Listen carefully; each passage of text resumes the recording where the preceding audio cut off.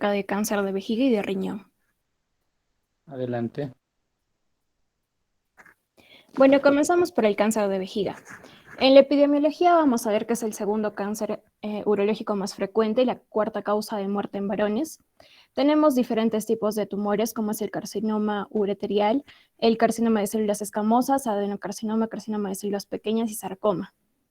De todos estos, el más frecuente, en un 95%, son los carcinomas de células transicionales, que es el carcinoma uroterial, el 4% son carcinomas de células escamosas y el 1% son adenocarcinomas.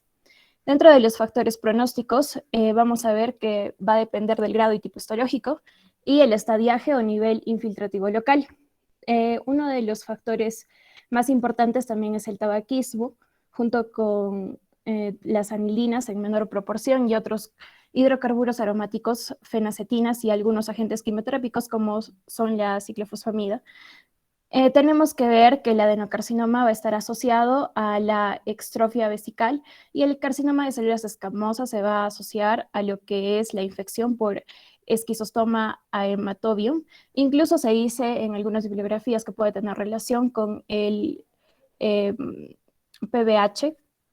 Dentro de la clínica vamos a ver la hematuria macroscópica monosintomática, que es la causa más frecuente en varones, también el síndrome irritativo miccional, típico del carcinoma in situ, y hematuria microscópica, que tenemos que sacarlo o ver en presencia de mayor de 5 hematías por campo en orina, dos determinaciones separadas al menos por 2 semanas, porque puede dar falsos negativos.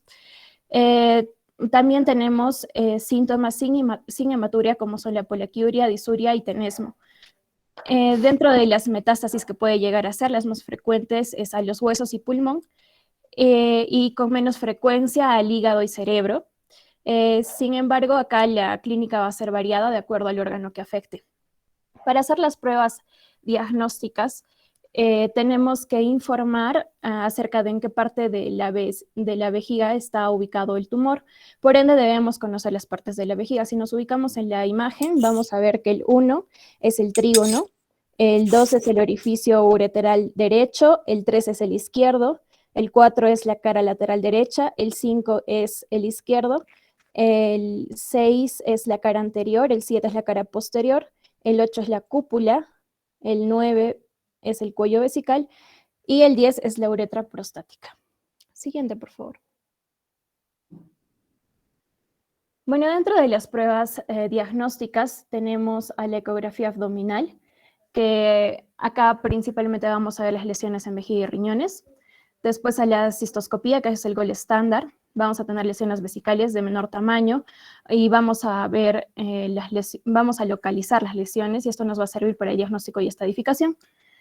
Tenemos la urotomografía, que va a ser para ver tracto urinario superior, la ureteroscopía bilateral diagnóstica con biopsias aleatorias de la vejiga, que nos va a descartar tumores de urotelio superiores de pequeño tamaño y lesiones vesicales planas como el carcinoma in situ.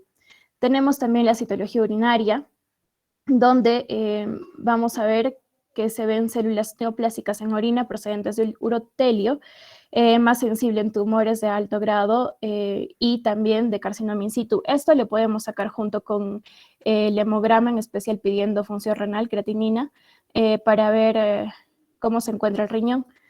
Después también tenemos la resección transureteral de vejiga, que es para conservar más que todo toda la vía urinaria. Este es para diagnóstico y es de alta sospecha de tumor vesical y para su posterior estudio anatomopatológico.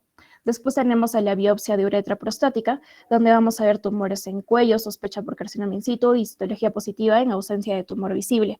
También podemos hacer TAC de tórax y o resonancia magnética del abdomen y de la pelvis. También podemos hacer del cerebro y gammagrafía también, que esto va a ser más que todo para metástasis, ¿no?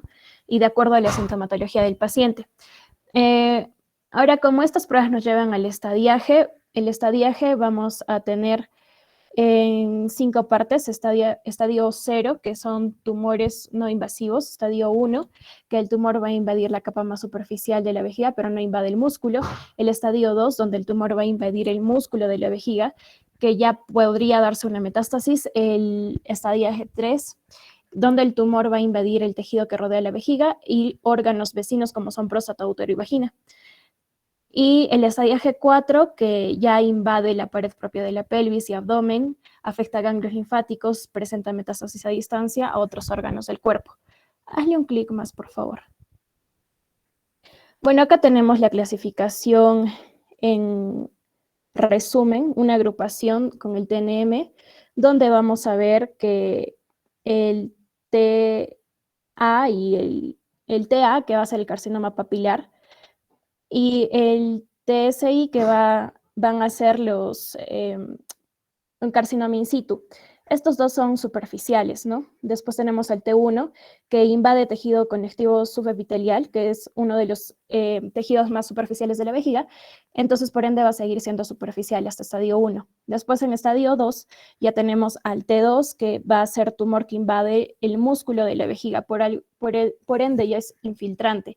Tenemos el estadio 3, donde vamos a tener el T3, que es un tejido que rodea a la vejiga, y el T4, que va a invadir próstata, útero y vagina.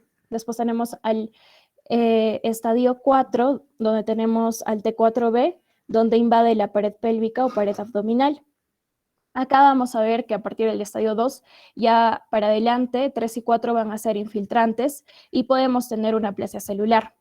Ahora vemos en el N, que son los ganglios linfáticos, donde tenemos que ver que ya en el estadio 4 se ve el T1, donde se dice que es metástasis en un solo ganglio de tamaño menor a 2 centímetros. El N2 va a ser entre 2 a 5 centímetros, uno o varios ganglios, pero que no sean mayores a 5 centímetros, y 3 que son ganglios mayores a 5 centímetros. Y tenemos el M, que es la metástasis a distancia, donde vemos que en el estadio 4 hay un M1, que es ya la metástasis a distancia. Siguiente, por favor. Bueno, dentro de los factores pronósticos, un clic más, dale, por favor. Vamos a ver también otra clasificación que nos ayudará, que son el carcinoma papilar de alto grado y bajo grado, donde vamos a ver que el bajo grado es de estadio 0 y 1, el de grado 0 o estadio 0 va a tener supervivencia de 5 años en el 90% de pacientes y el 1 en el 75% de pacientes. Estos dos hacen una presentación del 75% de todos los casos y del 50 al 80% van a reaparecer en el tratamiento y del 10 al 25% van a pasar a los estadios 2, 3 y 4. El estadio 2, supervivencia a 5 años, que ya vendría a ser de alto grado, es de 55%, el D3 es de 20 a 35% y el cuarto es menos de 5%, y todos estos hacen el 25% de todos los casos. Acá en las imágenes a la mano izquierda vemos el carcinoma in situ de vejiga urinaria, y en la imagen de abajo, en la parte A, vemos una ecografía urológica que detecta lesiones vesicales de crecimiento exofílico, que podrían pasar desapercibidos, ¿no? En la B tenemos una urografía que va a mostrar defectos de depresión a nivel de la pared vesical y para evaluar más que todo el tracto urinario superior. Y en la C vemos la visión endoscópica con la resección transureteral, que permite el diagnóstico de confirmación y evaluación histopatológica de la lesión. Siguiente. Dentro del tratamiento tenemos el estadiaje 1, 2, 3 y 4, donde en el 1 se tiene que hacer cistoscopía o resección transureteral, o sea, extirpar el tumor, inmunoterapia o quimioterapia también para dentro de la vejiga por sonda vesical con una o varias instilaciones. El estadiaje 2 vamos a ver que tenemos que hacer cistectomía radical, o sea, extirpar la vejiga, órganos y ganglios cercanos, y tenemos que hacer una reconstrucción de vejiga. Por lo cual las técnicas más utilizadas son ureterostomía y la neovejiga, que en realidad hay como 5 técnicas más, pero esas son las más utilizadas. Después tenemos el tratamiento conservador de preservación vesical, donde podemos utilizar la resección transureteral con la terapia trimodal, que es la que más se utiliza, junto con la quimioradioterapia. Y tenemos al tratamiento complementario, el adyuvante, que es quimioterapia después de extirpar el tumor, y neoadyuvante, que es antes de extirpar el tumor. En el estadio 3 vemos que es similar al 2, solo que más agresivo, y el 4 tenemos el objetivo principalmente de controlar y retrasar la aparición de síntomas y aumentar la supervivencia de los pacientes. La quimioterapia, por lo general, está dada por el cisplatino. Sin embargo, esto no podemos utilizar en personas que no tienen una buena función renal. Esta terapia va a estar combinada con gemcitabina más metotrexato, vinblastina y adriamcinina, o si no, con paclitaxel. Dentro de la inmunoterapia, se ha demostrado que es bueno usar la atezolizumab, y principalmente en pacientes que ya recibieron quimioterapia con cisplatino o sino que tienen una proteína alta PDL1. Después tenemos la terapia dirigida, que esta va a ser para ciertos genes que faltan arreglar. Y acá tenemos, por ejemplo, el erdafatinib o inmunoconjugados como son el enfortumab vedotin. La radioterapia va a estar dada para cosas específicas como, por ejemplo, mucho dolor o sangrado importante en orina. Dentro del seguimiento tenemos que ver que debemos hacer revisiones periódicas. En estadio 1 y 2 tenemos que hacer por lo general cistoscopía y análisis de orina, y para el estadio 3 y 4 debemos hacer una radiografía de tórax, una tomografía abdominal y de tórax, y la ecografía de abdomen y de vías urinarias. Siguiente, por favor. Bueno, esto es para que tengamos en cuenta bien la terapia, más que todo, porque en un carcinoma vesical no músculo invasivo, o sea, en los superficiales, no va a haber una capa muscular propia afectada. Entonces, pero sin embargo puede recidivar y la progresión puede ser a tumores superficiales de alto riesgo. Acá se indica para todos los tumores vesicales la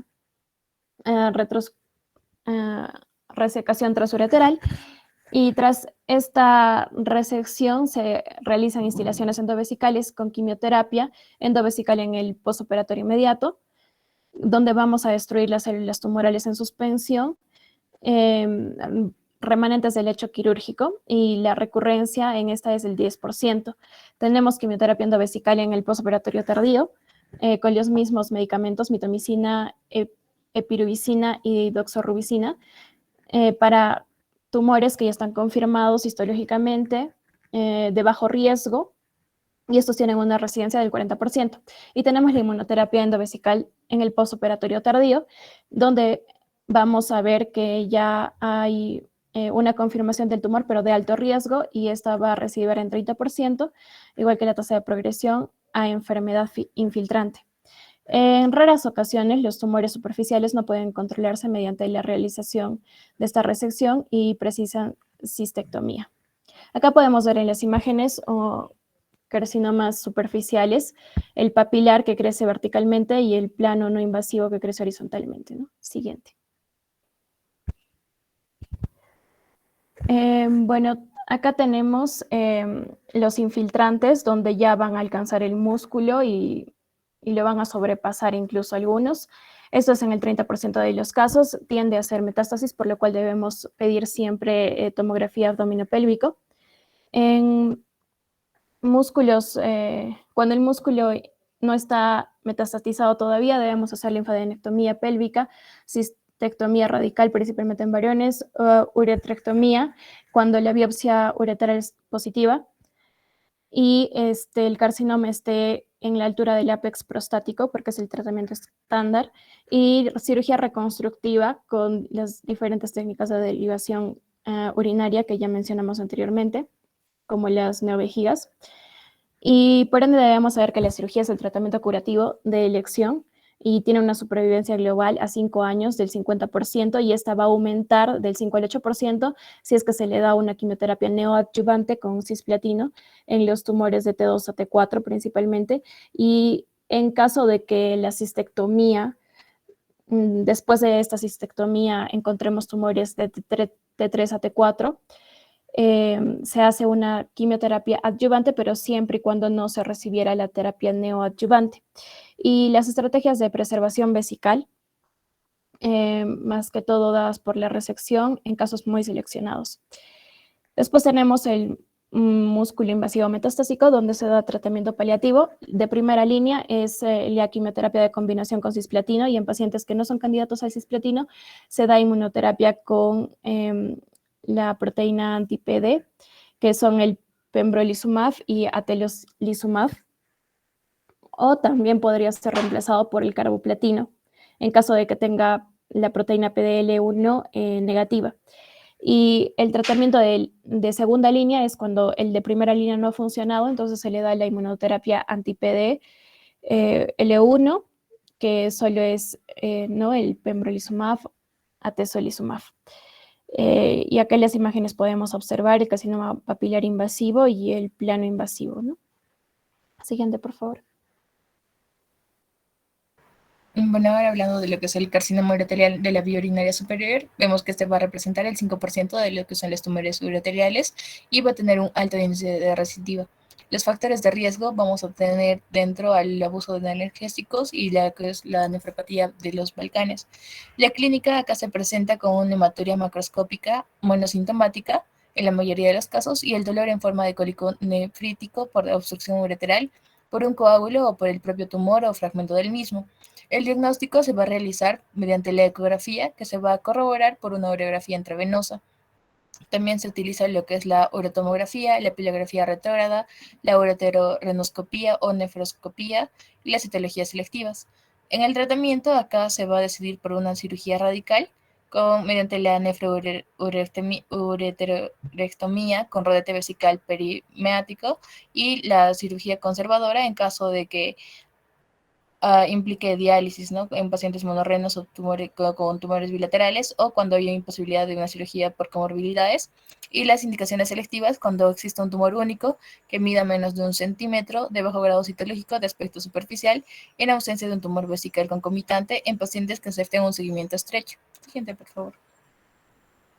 Acá vamos a ver, ¿no?, las imágenes que mediante la ecografía y también las imágenes macroscópicas, la aparición de un urotelioma en la vía urinaria superior. El riesgo va a ser incrementado de aparición de más en tumores uroteliales, especialmente en la vejiga, o más raramente se va a ver en la vía urinaria contralateral. Acá se tiene que realizar vigilancia estrecha a largo plazo. Siguiente, por favor. Ahora vamos a hablar de los tumores renales, y el más común es el carcinoma de células renales, ya que este va a representar hasta un 90% de los tumores malignos del riñón. Aunque las metástasis hacia el riñón son poco comunes, pero las más frecuentes en este caso serían el pulmón y la mama. Es más frecuente en varones y entre los 60 y 70 años. Los factores de riesgo van a ser el tabaquismo, la obesidad, la hipertensión y el antecedente familiar, además de enfermedades renales como insuficiencia renal terminal, enfermedad quística, y la enfermedad de von Hippel-Lindau, que es un síndrome donde vamos a tener múltiples tumores, ¿no?, en distintas partes del cuerpo, como también quistes en el páncreas y en el sistema nervioso central, además del carcinoma de células renales.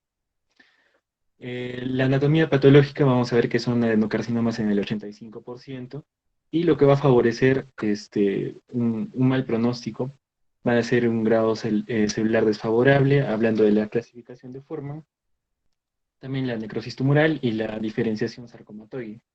Acá vamos a tener 4 tipos histológicos, como tenemos el carcinoma de células claras, que va a ser el más frecuente, ¿no?, con un peor pronóstico con respecto al papilar y al cromófobo. También el carcinoma papilar, que va a ser más frecuente en los bilaterales, y va a estar relacionado a varios síndromes hereditarios. Luego vamos a tener el carcinoma cromófobo, que esta es la variante de mejor pronóstico, y finalmente la variante más agresiva, que va a ser la variante de los ductos de Bellini.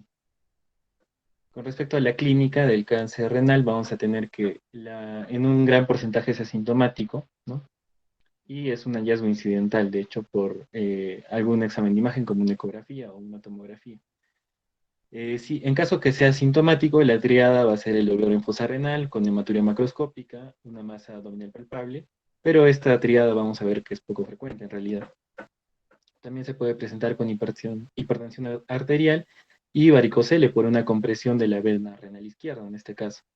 Otra forma de presentación son los síndromes paraneoplásicos, como anemia, disfunción hepática, fiebre, hipercalcemia, caquesia, eritrocitosis, ¿no? El diagnóstico, como dije, va a ser incidental en la mayoría de los casos, pero en los hallazgos de la tomografía se habla de la clasificación de Bosnia, que nos ayuda a diferenciar las masas sólidas de los quistes, ¿no? Y también esto nos va a dar la pauta para el tratamiento, ya que el 1 y 2 no van a requerir intervención ni seguimiento, el 2F va a requerir seguimiento, y el 3 y el 4 se recomienda tratarlos porque son malignos con alta probabilidad. Justamente acá tenemos la clasificación de Bosnia, y como dije es una clasificación tomográfica, eh, la cual le podemos ver con más detalle, ¿no? Con respecto a la estadificación y pronóstico, vamos a ver que siempre va a requerir una tomografía abdominopélvica en caso de que se presente con dolor, con síntomas compatibles con metástasis óseas. Podemos hacer radiografías selectivas y gamografías óseas. En el caso de la clasificación TNM, vamos a ver que el T1 y T2 son los que están confinados al riñón y tienen mejor pronóstico, mientras que el T3 se dice ya cuando sobrepasa la cápsula renal y el pronóstico va a ser intermedio. Cuando hablamos del N y el M, vamos a ver que ya hay metástasis, en el caso del N, metástasis ganglionar, y la supervivencia baja drásticamente al 10 a 20%, y en el M1 vamos a tener metástasis a distancia con la misma supervivencia que el anterior. Ahora, los periodos de seguimiento en este caso van a ser largos, porque las metástasis se pueden presentar incluso hasta 10 años después de hacer una cirugía, entonces se tiene que hacer un seguimiento bastante largo. Para el manejo, acá vemos un pequeño algoritmo donde lo que nos va a importar es si el tumor es metastásico o no metastásico, ¿no? Entonces, si no es metastásico, nos fijamos en el tamaño, si es menor a 4 centímetros. Lo preferido va a ser una nefrectomía parcial. Si es mayor a ese tamaño, vemos si el candidato es si el paciente es candidato a una cirugía definitiva. Y dentro del procedimiento de elección vamos a tener la nefrectomía parcial en caso de que el paciente sea monorreno o tenga tumores bilaterales o tenga una enfermedad crónica renal o tenga un riesgo de enfermedad crónica renal. Y el otro procedimiento que se prefiere es la nefrectomía radical. Y si no es un candidato para cirugía, los tratamientos que tenemos es una terapia sistémica y los cuidados paliativos. Si la enfermedad es metastásica, tenemos que ver el número de metástasis y de acuerdo a esto vamos a tener las opciones de la nefrectomía, de la metastasistomía y si es candidato para la citorreducción también. Lo vamos a tratar esto con más detalle. Acá vamos a ver el tratamiento de la enfermedad no metastásica. Primero, la nefrectomía radical con intención curativa, que este va a ser el tratamiento inicial de elección. Y esto consiste en la exéresis del riñón por completo y el tejido graso perirenal incluido en el interior de la fascia de Geroto. De ser necesario, aquí también se puede realizar, se puede incluir en la cirugía el control de la vena cava y la adrenalectomía, si es que se observa intraquirúrgicamente si hay afectación suprarrenal. O también si se observa esto en las imágenes, ¿no? La otra opción es la nefrectomía conservadora, donde es una nefrectomía parcial, polar o tumorectomía, netamente. Y acá tenemos que fijarnos si el paciente es monorreno, el tumor es bilateral, es decir, no podemos extirpar un riñón porque va a perder definitivamente una función renal viable. Las indicaciones van a ser selectivas. En esta bibliografía encontramos un tumor menor a 7 centímetros, en la anterior era un menor a 4 centímetros, entre ese tamaño. La expectante va a ser un tratamiento no invasivo y esto vamos a tener en masas más pequeñas, menores a 3 centímetros, o netamente paliativo, donde la esperanza de vida sea limitada, o hay una importante comorbilidad que nos limite, ¿no?, las opciones terapéuticas. Bueno, ahora yendo al tratamiento de lo que es la enfermedad metastásica, vemos que acá va a haber tres principales pilares, ¿no? Que va a ser el tratamiento sistémico de la metástasis, el tratamiento local con síntomas de la metástasis y el tratamiento local del tumor renal primario. Siguiente, por favor. Primero vemos el tratamiento sistémico de las metástasis a la inmunoterapia, que se va a realizar, bueno, no se recomienda como primera línea el uso de las interleuquinas o el interferón alfa. Y recientemente se ha visto en un estudio que los fármacos inhibidores de los puntos de control inmune, como el nivolumab y el ipilimumab, estos van a permitir reactivar la actividad inmune antitumoral y han demostrado un aumento de la supervivencia global. Siguiente, por favor. Ahora, las terapias dirigidas antiangiogénicas, vamos a ver para los carcinomas de células renales de tipos claras, del tipo de células claras esporádicas. Acá este va a tener la función de la acumulación del factor inducible por hipoxia debido a la inactivación del gen VHL, y esto va a producir una sobreexpresión de lo que es el VEGF y el PDGF, que va a promover la neoangiogénesis, favoreciendo la invasión y la metástasis. Acá se va a utilizar lo que son los antiangiogénicos, que estos se van a encargar de inhibir la formación de los vasos tumorales y van a limitar la progresión de la enfermedad, aumentando así la supervivencia global, y también van a intentar inhibir los efectos que tiene la supresión del gen VHL en estos tumores. Acá, según, ¿no?, lo que son los mecanismos de acción, vamos a ver a los inhibidores de los receptores de la tirosinquinasa, que todos estos se van a administrar vía oral, como es el sunitinib, el pazopanib, el carbasantinib y otros. Y para los anticuerpos monoclonales anti-B, que vamos a tener al bevacizumab, y los inhibidores del mTOR, que van a ser las temsirolimus y el everolimus. Siguiente, por favor. Bueno, acá vamos a tener en el cuadro superior izquierdo a los factores pronósticos, ¿no? Acá vamos a tener a los del MOTER y a los factores pronósticos del IMDC. Vamos a tener en cuanto a los factores pronósticos del MOTER, que tenga un intervalo diagnóstico de tratamiento que sea más de un año, el índice de Karnofsky que sea menos del 80%, presencia de anemia, hipercalcemia, el IDH mayor de 1,5 veces el límite superior de la normalidad, y los factores pronósticos del IMDC, el intervalo diagnóstico mayor de un año, el índice de Karnofsky menor del 80%, la anemia, la hipercalcemia, la neutrofilia y la trombocitosis. Y acá se va a clasificar en grupos de riesgo de mal pronóstico. El grupo de riesgo bajo va a tener 0 factores pronósticos, el de riesgo intermedio de 1 a 2 factores pronósticos, y el riesgo alto mayor o igual de 3 factores. Y de acuerdo a esto, ¿no?, los vamos a clasificar en los grupos de bajo riesgo y los de riesgo intermedio y alto. Entonces, cuando tengamos a los grupos de riesgo bajo, vamos a tener en la secuencia, ¿no?, de primera línea, segunda línea y tercera línea. Como primera línea se va a utilizar lo que es el sunitinib, o si no también el pazopanib. Para segunda línea, el cabozantinib o el nivolumab. Y en tercera línea tenemos igual, ¿no? Luego, para los grupos de riesgo de intermedio alto, en la secuencia 1 de primera línea tenemos al nivolumab asociado al ipilimumab. Y en segunda línea tenemos al cabozantinib o al bevacizumab, igual en tercera línea, pero en la tercera línea se le va a poner también como opción la terapia dirigida alternativa. Y en secuencia 2 vemos la primera línea consideran al sunitinib o el pazopanib, que es solo en riesgo intermedio, o si no el cabozantinib. En segunda línea y en tercera línea vemos al nivolumab, y en segunda línea al bevacizumab. Vemos, ¿no?, que para el tratamiento de primera línea, para los de riesgo bajo se utiliza monoterapia. Para los de riesgo intermedio ya van a ser las terapias combinadas, ¿no?, con los inhibidores de control inmunológico. Y en terapia de segunda línea vemos a los inhibidores de mTOR, que van a ser para pacientes que donde esté contraindicada la terapia anterior por ofrecer los peores resultados. Y en pacientes que tengan el cáncer renal de no células claras metastásico, la primera línea se da como monoterapia de los inhibidores del RDK, que es el sunitinib y el pazopanib. Siguiente, por favor. El tratamiento local del tumor primario, acá se va a recomendar asociar lo que es la metastasectomía para el control sistémico en los pacientes que tengan factores favorables, siempre que sea posible una resección completa. Y se tiene que ofrecer así igual la radioterapia estereotáctica para el control de los síntomas de la metástasis, para las metástasis cerebrales u óseas. Siguiente, por favor. También acá, bueno, en el caso de la nefrectomía citorreductora, acá se va a realizar una extirpación quirúrgica del tumor primario en un carcinoma renal metastásico.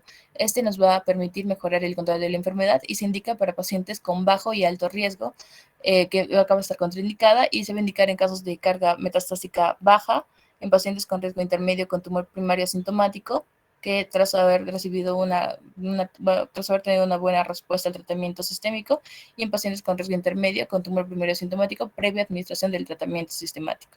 Al siguiente. Ahora vamos a mencionar a dos tumores renales sólidos de comportamiento benigno. Siguiente, por favor. Primero tenemos lo que es el angiomiolipoma, que este va a ser un tumor compuesto de tejido adiposo duro, músculo liso y vasos sanguíneos, que se puede presentar de manera esporádica o también asociado a una esclerosis tuberosa, que acá va a ser la enfermedad de Pringle-Bordeville, que se caracteriza por un retraso mental, epilepsia, adenomas sebáceos y los que son los angiomiolipomas múltiples. En la clínica tenemos que el síntoma más grave que se va a observar va a ser la hemorragia retroperitoneal espontánea, que pertenece al síndrome de Winderlich, y este va a seguir del dolor lumbar, repercusión hemodinámica y en ocasiones se va a observar hematuria. Y la mayoría de pacientes con angiomiolipoma no va a requerir el tratamiento. Acá vemos, ¿no?, que a diferencia del esporádico y del asociado a la esclerosis tuberosa, vemos que el esporádico va a ser un 50%, va a ser de gran tamaño, va a ser único, unilateral y va a ser sintomático. Y en el que está asociado a la esclerosis tuberosa, este va a ser pequeño, múltiple, bilateral y va a ser asintomático. Acá se ve, ¿no?, en la imagen superior, que haga la ecografía, el costado de lo que es la muestra histológica, ¿no? El tratamiento vamos a ver que va a ser mediante la embolización arterial selectiva o la nefrectomía, y esto se va a tener en ciertas indicaciones, ¿no? Cuando los tumores que van a producir dolor o van a sangrar, para los que sean mayores de 4 centímetros de ancho, para las mujeres en edad fértil, y en quienes el seguimiento o el acceso a la atención emergente ha sido inadecuado. Siguiente, por favor. Y el último tenemos acá al leucocitoma, que va a ser un tumor bien circunscrito y encapsulado, que se va a considerar benigno, aunque todavía no hay casos reportados de malignización. El diagnóstico es indistinguible en la tomografía y en biopsia de adenocarcinoma, y se va a presentar clásicamente una imagen en rueda de carro en la arteriografía por su patrón de vascularización. Estos van a ser difíciles de diferenciar de lo que son los tumores malignos. Es por esto que se va a confirmar mediante un estudio histológico.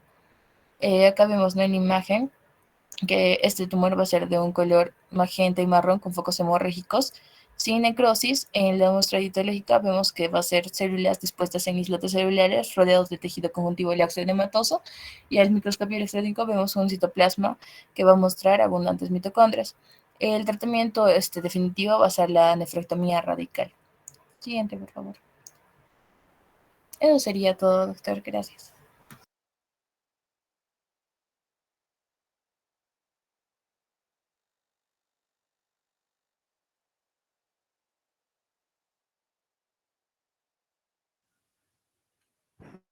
¿Alguna pregunta, muchachos, sobre los temas presentados?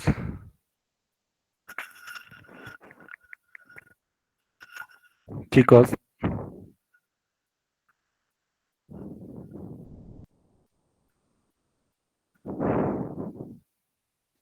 Continúen la exposición, por favor. Doctor, buenas tardes, compañero, buenas tardes. Vamos a exponer el tema de cáncer de pene y testículos. Siguiente. El cáncer de pene, o el carcinoma de pene, el más conocido, el que es más incidente, es el carcinoma epitelial de células escamosas, del cual la incidencia y prevalencia es menor al 1% en Estados Unidos, con más de 2.000 casos nuevos, ¿no?, y menos de 500 muertes al año. Es mucho menos abundante en países con más recursos y mucho más frecuentes en áreas de recursos limitados, como África, Asia y América del Sur, debido tanto a la educación y también a la higiene, ¿no?, de la población. En las áreas de recursos limitados, representa aproximadamente entre el 10 al 20% de casos incidentes y prevalentes, representando todos los tumores malignos en los hombres, ¿no? Es mucho más frecuente en hombres mayores. La edad media de diagnóstico es de 60 años, mucho más incidente en hombres hispanos y menos frecuente en hombres asiáticos y americanos. Siguiente. Los factores de riesgos, uno es la fimosis, entre 7 a 10 veces mayor de porcentaje de riesgo. Obesidad, en este caso debido a los factores de falta de higiene o incapacidad de la autoexaminación. El virus del papiloma humano en sus oncotipos del 16 y el 18. Infección por VIH, exposición por tabaco, el psoraleno y fotoquimioterapia, el líquen esclerosis o el líquen esclerótico, zoofilia, verrugas genitales, desgarro del pene, lesión peneana y estenosis uretral. Siguiente. Respecto a la patología, se dice que el carcinoma de células escamosas es el más incidente y sus variantes normalmente van a representar el 95% de los casos de cáncer de pene. Una de las lesiones precursoras es la neoplasia intraepitelial del pene. Es una neoplasia precursora, la cual genera cambios displásicos y una membrana basal intacta, la que conocemos como la eritroplasia de Chirat, enfermedad de Bowen, papulosis bowenoide y carcinoma in situ. Y van a haber también subtipos del carcinoma celular escamosas, como el tipo habitual y el carcinoma papilar. Estos van a ser subtipos que no van a ser causados por el virus del papiloma humano, no van a ser tan agresivos. El de tipo habitual va a invadir el cuerpo esponjoso y sus metástasis van a ser en ganglios linfáticos en un porcentaje de 25 al 40%. El carcinoma papilar se da entre el 2 al 15%, son tumores de bajo grado, se localizan de manera superficial y sus metástasis son muy poco frecuentes, menor al 12%. Siguiente. Luego tenemos los tumores verrucosos, el carcinoma basaloide y los carcinomas verrucosos. Estos sí van a ser producidos o van a estar relacionados al virus del papiloma humano. Estos van a tener también un grado de metástasis a ganglios linfáticos. Estos vamos a poder observar, por ejemplo, que el carcinoma verrucoso va a tener un potencial metastásico y una recurrencia alta cuando éste se extirpe de manera inadecuada. El carcinoma sarcomatoide no se encuentra relacionado con el virus del papiloma humano. Estas van a ser masas polipoides, invasivas, ulceradas o redondeadas.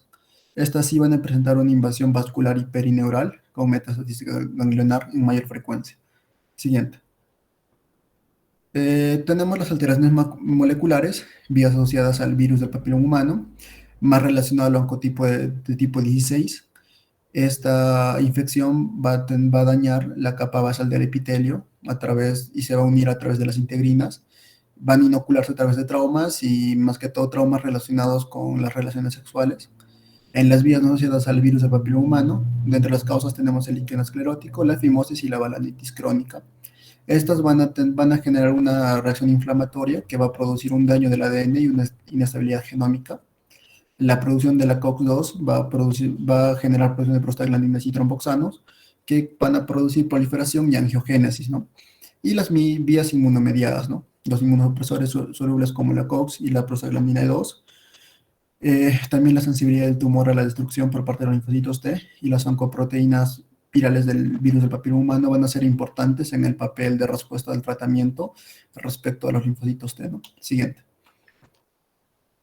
También otros tumores, también son los carcinomas celulares basales, que son mucho menos frecuentes, el sarcoma de Kaposi, que va a estar relacionado con el virus del herpes 8, y del herpes humano 8, y también va a estar relacionado con pacientes que tienen ya SIDA y lesiones del pene, ¿no? Son caracterizados por máculas, placas y nódulos de color púrpura. También tenemos el melanoma, que es una forma más agresiva del cáncer de piel. Esta es una lesión pigmentada, simétrica, con bordes irregulares y un diámetro mayor o igual a 6 milímetros, y son lesiones planas, ¿no? Muchas veces también tenemos la enfermedad de Payet, que es un adenocarcinoma de glándulas apócrinas. Van a ser mucina positiva, se tiñan con citoqueratina de bajo peso molecular. Y el carcinoma de uretra, ¿no? Que normalmente es una neoplasia muy rara, pero se dice que aproximadamente el 75% de los casos son causados por carcinoma de células escamosas. Siguiente.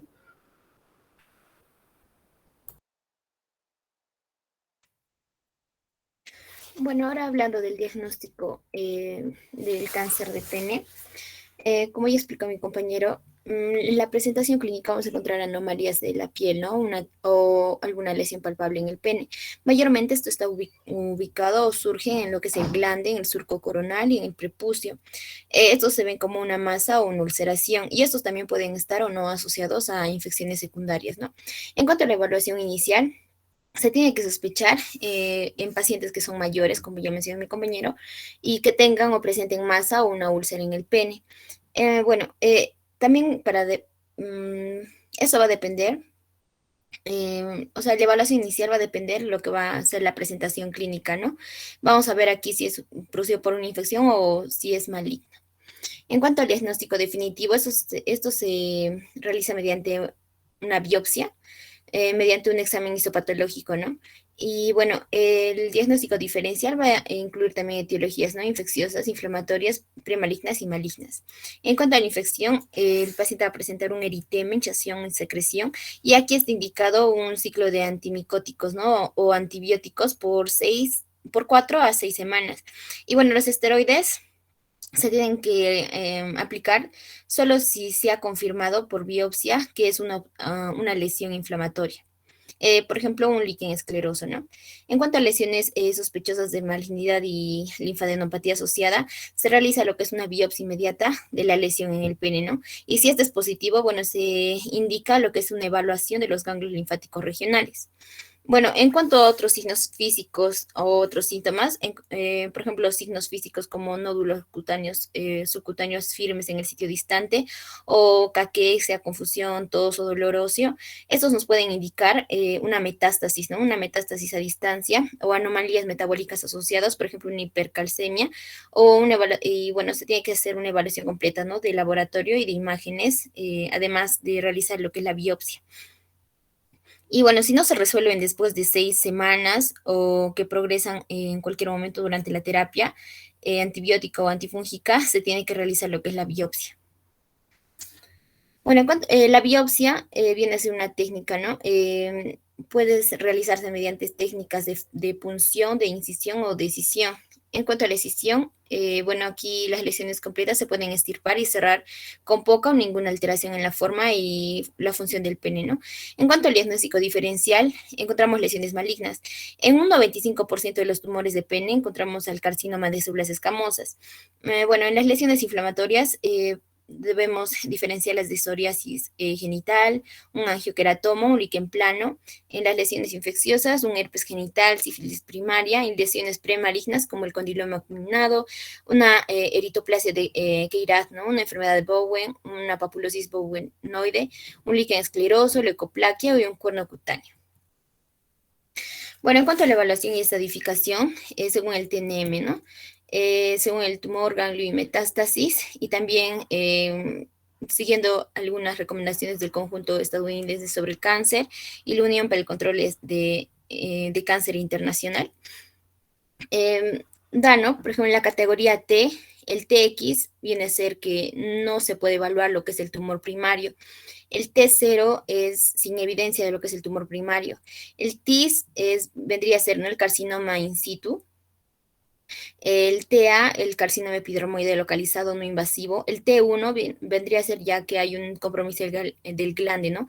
El tumor invade lo que es la lámina propia. En el prepucio, el tumor invade lo que es la dermis, la lámina propia o la fascia del dardos, ¿no?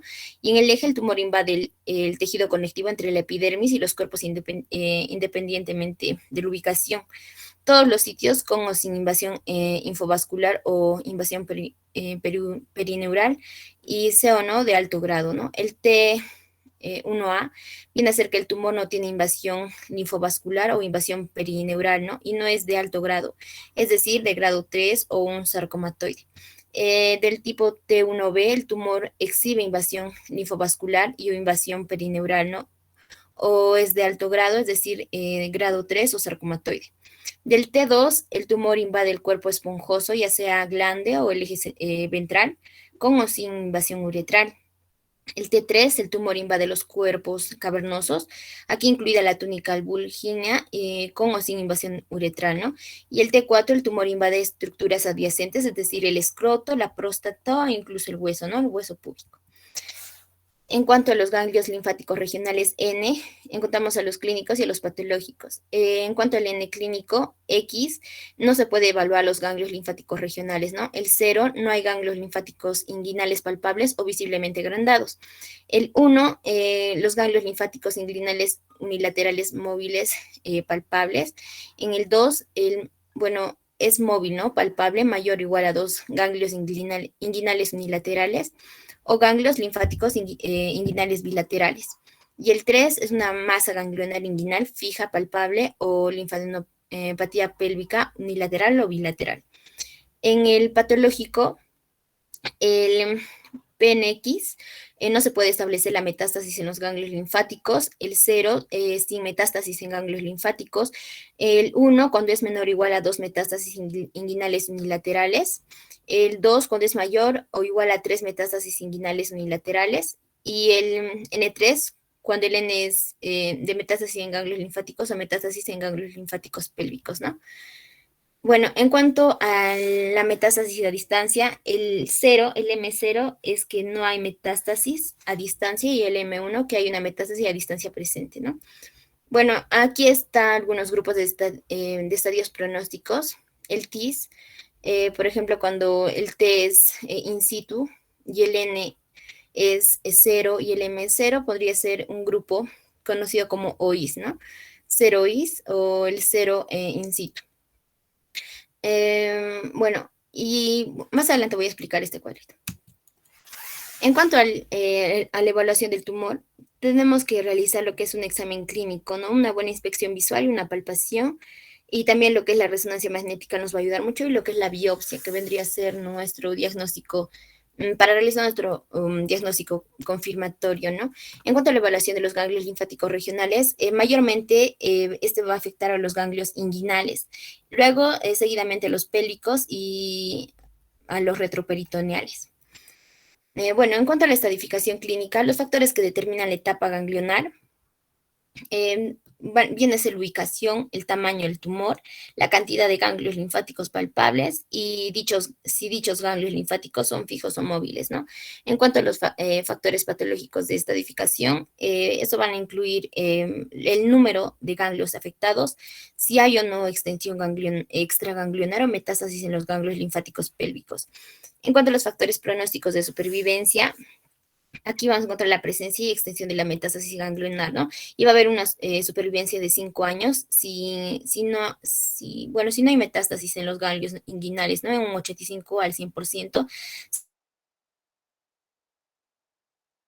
en un 79-89%, y solamente hay metástasis de ganglios inguinales bilaterales o múltiples, en un 17-60% de supervivencia a 5 años, y si hay metástasis en los ganglios pélvicos, ya la supervivencia a los 5 años es del 0 al 17%. En cuanto a las técnicas de estadificación, encontramos a la aspiración con aguja fina, que este es un método mínimamente invasivo, ¿no? Y se realiza sin anestesia local, utilizando una aguja de calibre 23 a 27. Y bueno, la sensibilidad y la especificidad es mayor al 90%. También la biopsia dinámica del ganglio centinela, ¿no? Se utiliza la inyección del tumor del pene con un colorante azul vital y un marcador radioactivo, seguido de un examen de los ganglios linfáticos inguinales que drenan, ¿no? Tiene una sensibilidad combinada del 88%, y si los ganglios linfáticos centinela no están afectados, toda la cuenca debe estar libre de tumor. En cuanto a la disección de ganglios linfáticos inguinales superficiales, puede identificar metástasis microscópicas en pacientes con un examen inguinal que es normal, ¿no? Sin necesidad de una disección pélvica. Bueno, la diferencia viene a ser que va a haber un aumento en el riesgo al realizar estos exámenes, en cuanto a lo que es la biopsia dinámica del ganglio centinela. Bueno, en el tratamiento del tumor primario, vamos a dividirlos en tumores con bajo riesgo de recurrencia y los de alto riesgo de recurrencia, ¿no? En los tumores con bajo riesgo de recurrencia incluyen a los tumores in situ, ¿no? Que afectan a la piel del cuerpo y del glande del pene, lesiones TA que afectan solo el glande, y lesiones T1A y T1B, ¿no? Que afectan solo la piel del cuerpo y el glande. Encontramos aquí lo que es la decisión limitada, cuyo objetivo viene a ser preservar la mayor parte posible de la anatomía del pene, para así mantener la longitud del pene y también la función sexual, y comprometer la resección completa del cáncer, ¿no? Los tumores mínimamente invasivos, que involucran lo que es el glande, el in situ, el TA y el T1, y el prepucio, son más susceptibles a estas técnicas, ¿no? Las lesiones glandulares T2 distales pequeñas a veces se pueden resecar con márgenes negativos, utilizando una técnica de conservación del glande, o con una resección completa del glande sola, ¿no? Respetando así los cuerpos corporales. Y la escisión a márgenes negativos es fundamental, con un margen libre de tumor mínimo de 1 milímetro más. En cuanto a las estrategias alternativas de preservación del órgano, eso se da en tumores de pene primarios, ¿no? TIS, el TA o el T1, en tumores pequeños o de etapa baja, ¿no? La terapia tópica, la ablación con láser y el rejuvenecimiento total del glande se usan principalmente para las lesiones TIS, es decir, para las neoplasias intraepiteliales del pene, ¿no? In situ. La cirugía micrográfica de Mohs, bueno, se usa también a veces por lo que es el carcinoma in situ y el T1, ¿no? Y la radioterapia del pene también con un alce externo o braquioterapia intersticial puede utilizarse para lo que es el TIS, el T1 y el T2, ¿no? Menos de 4 centímetros. Bueno, en la terapia tópica se utiliza lo que es el fluorouracilo, una crema al 5% que se aplica en días alternos durante 4 a 6 semanas, ¿no? Y el imiquimod, que también es una crema del 5% que se aplica 5 días a la semana durante 4 a 6 semanas. Eso mayormente tiene mejores resultados en cuando se trata de un carcinoma in situ, ¿no? En cuanto a la ablación con láser, utiliza una fuente de energía láser para penetrar y extirpar el tumor. Las fuentes vienen a ser, por ejemplo, el dióxido de carbono, el argón, el granate de itrio y aluminio dopado con neodimio, ¿no? Y fosfato de titanio o potasio. Bueno, presenta una alta tasa de reanudación de la actividad sexual y satisfacción sexual, y bueno, tiene mejores resultados, ¿no? En cuanto es un carcinoma in situ.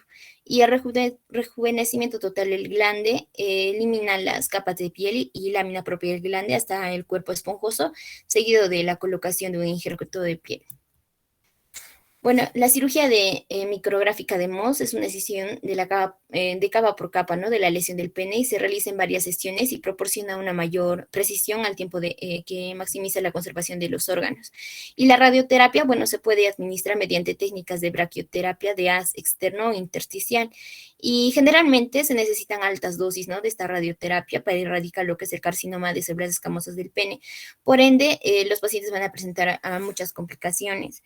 Una de ellas viene a ser la mucositis uretral, ¿no? Otro también es el edema e infecciones secundarias.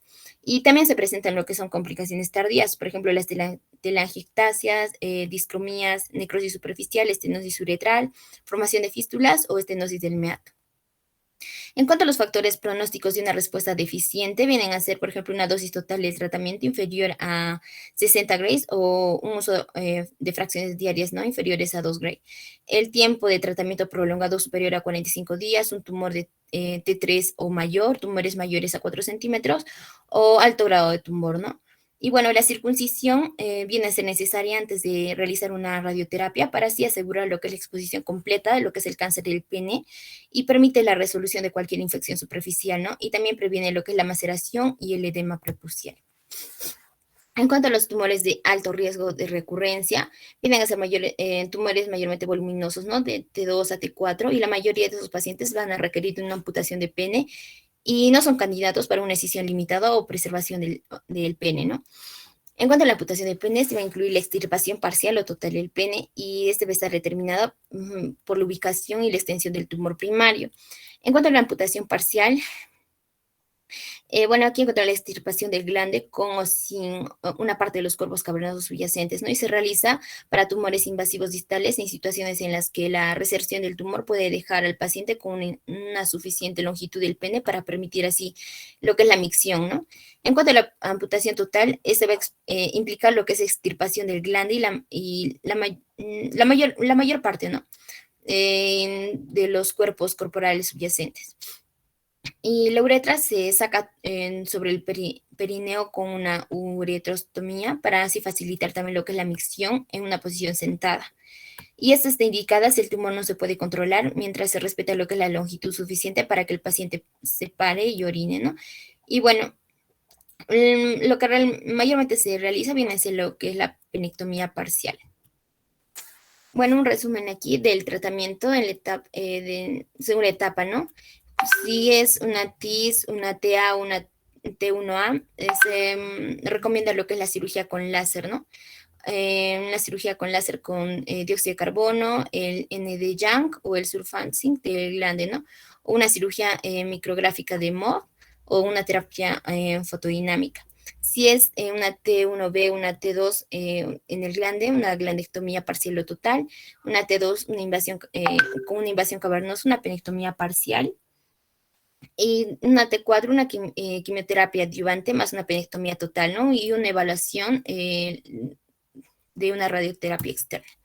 En cuanto al tratamiento de los ganglios, se podría realizar una radioterapia, una radioterapia, ¿no? Y está recomendado para enfermedades ganglionares, excepto como opción paliativa. Bueno, también cuando es mayor a una T1 y un G2, ¿no? Bueno, en cuanto a los nódulos inguinales palpables, se puede realizar una linfadenectomía inguinal radical.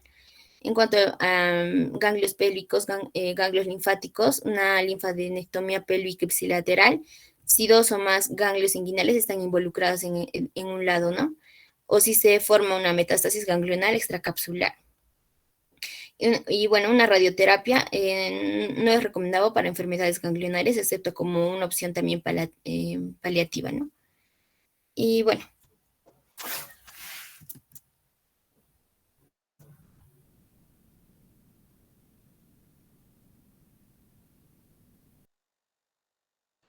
Bueno, respecto a los tumores testiculares celulares germinales, son los más conocidos, son aproximadamente el 95% de los cánceres, se dividen entre seminomas y no seminomas. No seminomatosos, se diagnostican aproximadamente 10.000 hombres con cáncer en los Estados Unidos. Menos de 500 hombres mueren a causa de esta enfermedad, no tiene una mortalidad tan alta. Aproximadamente en el mundo, de 75.000 casos, hay más de 9.000 muertes por año. Su incidencia es del 1 al 6% por año. Es mucho más frecuente en hombres blancos y menos común en afroamericanos. Hay una incidencia más baja en África y en Asia y mucho más alta en los países escandinavos, en Alemania, Suiza y Nueva Zelanda. Siguiente. Sus factores de riesgos, hay desórdenes genéticos, como síndrome de Klinefelter, síndrome de Down, síndrome de Peutz-Jeghers, complejo de Carney, efectos estrogénicos en el útero, y otros factores, ¿no? Pueden haber factores de origen étnico, problemas dietéticos y colesterol, y la marihuana. Siguiente. Siguiente. Respecto a su clasificación, hay tumores de células germinales no invasivos, como son las neoplasias de células germinales in situ, seminoma intratubular, carcinoma embrionario intratubular, y tumores invasivos de células germinales, ¿no? Que son del tipo seminoma y el tipo seminoma, como el carcinoma embrionario, coriocarcinoma, tumor cercovitalino, teratoma, los teratomas con transformación maligna y somática, tumores mixtos de células germinales, y tumores espermatocíticos, ¿no? Dentro de los que tenemos los tumores del estroma de los cordones sexuales, como tumor de células de Sertoli, células de Leydig, tumores de células de la granulosa y de tipos mixtos, ¿no? Siguiente. También tenemos tumores mixtos germinales del estroma, como el gonadoblastoma, tumores anexiales y paratesticulares, ¿no? Como el adenocarcinoma de radiotesticular, el adenocarcinoma epidídimo, neoplasias mesoteliales, tumor adenomatoide y el mesotelioma maligno, y diferentes otros tumores como por ejemplo el carcinoide, el linfoma y tumores metastásicos, ¿no? Como el de próstata, que es el más común que se metastasiza al testículo. Siguiente.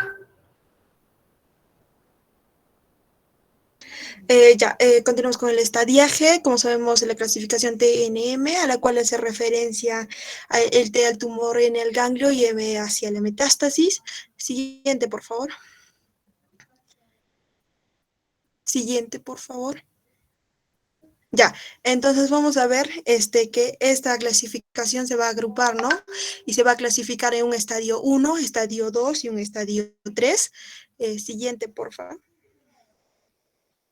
El estadio 1 hace referencia que va a estar el cáncer de testículo limitado, no se va a extender a ningún ganglio linfático ni a un órgano. El estadio 2 hace referencia a que hay una diseminación hacia los ganglios linfáticos regionales, retroperitoneales o paraórticos, y el estadio 3 hace una relación a que el cáncer va a tener una propagación más allá de los ganglios retroperitoneales y o diseminación a otros órganos.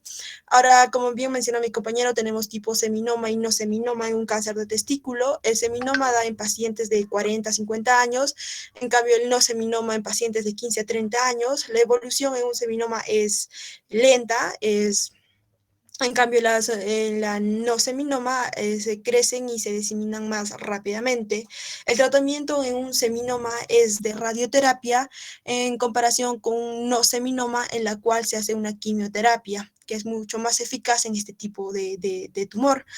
El pronóstico en un seminoma es que no son tan agresivos en comparación de los no seminomas. Siguiente.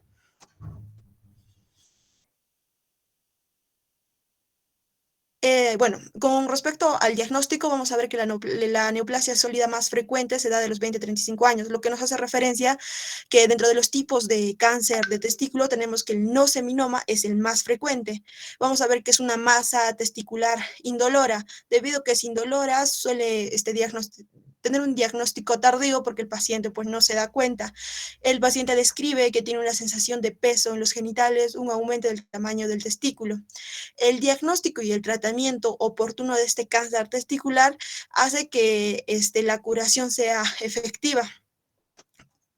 Ahora, con respecto al cáncer, no se hace biopsia testicular, está contraindicado, ya que puede producir una siembra del tumor en el saco escrotal o puede producir una diseminación metastásica del tumor en los ganglios inguinales.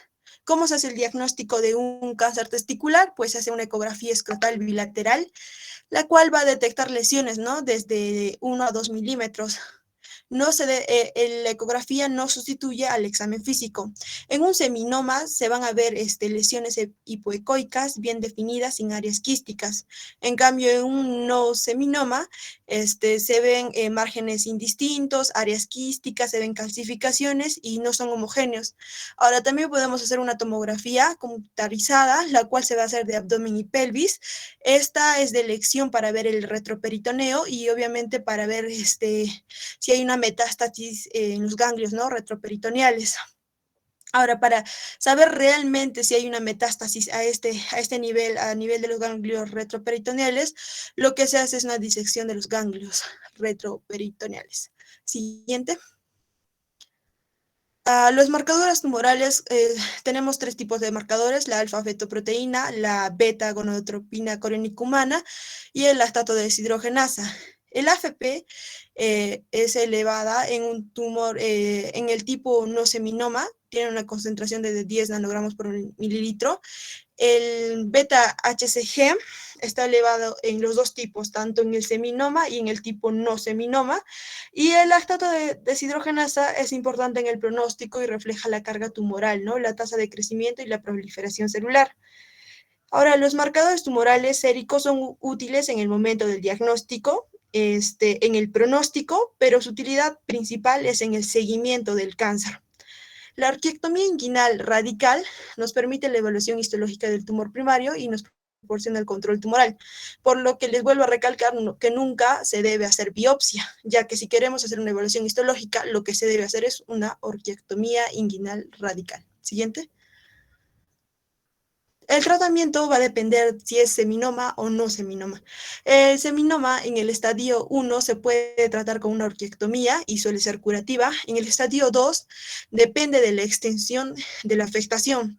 Si es un 2A, se puede hacer una radioterapia. Si es un 2B o 2C, se puede hacer una quimioterapia. Ahora, en el no seminomatoso, en el estadio 1A y 1B, el tratamiento va a depender de los factores de riesgo que tenga el paciente. Si tiene una invasión linfovascular, si tiene un predominio de un componente carcinoma embrionario o si tiene un tumor primario, ¿no? Un T3 o un T4. Ahora, si tiene con todos estos factores de riesgo, si tiene un bajo riesgo, se hace una vigilancia activa. Si tiene un alto riesgo, lo que debemos hacer es una vigilancia activa, una quimioterapia y la disección de los ganglios linfáticos, ¿no? Retroperitoneales. Ahora, en el estadio clínico 2A, lo que se hace es una disección de ganglios linfáticos retroperitoneales. En el 2B y 2C se le debe hacer una quimioterapia de combinación, ¿no? Basada principalmente en el cisplatino. Gracias.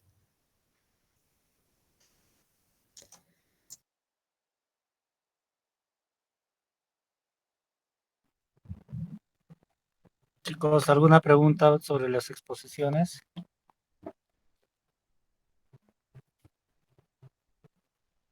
Chicos.